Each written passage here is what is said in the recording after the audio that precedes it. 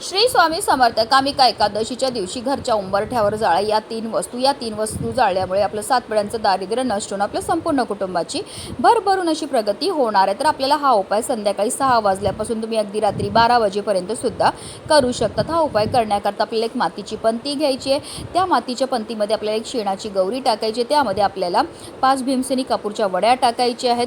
तसेच आपल्याला 5 लवंग आणि 3 हिरव्या वेलची टाकायचे आहेत. आपल्याला काळे तीळ आपल्या उजव्या हातामध्ये घ्यायचे आणि आपल्या संपूर्ण घरामध्ये जेवढे पण सदस्य आहेत त्या प्रत्येक सदस्याच्या डोक्यापासून पायापर्यंत आपल्याला 7 वेळा उतरवायचे आणि हे काळे तीळ सुद्धा आपल्याला त्या मातीच्या पंतीमध्ये टाकायचे. तर देवघरामध्ये प्रज्वलित असलेल्या दिव्याच्या मदतीने आपल्याला या मातीच्या पंतीमध्ये असणारा कापूर आहे तो प्रज्वलित करायचा आणि ह्याचा धूर आपल्या संपूर्ण घरामध्ये ओम नमो भगवते वासुदेवाय नमः या मंत्राचा जप करत फिरवायचं आणि त्यानंतर ही मातीची पंती नेऊन आपल्याला आपल्या मुख्य प्रवेशद्वाराच्या उंबरठ्याच्या बरोबर मधोमध नेऊन ठेवायची आहे. श्री स्वामी समर्थ.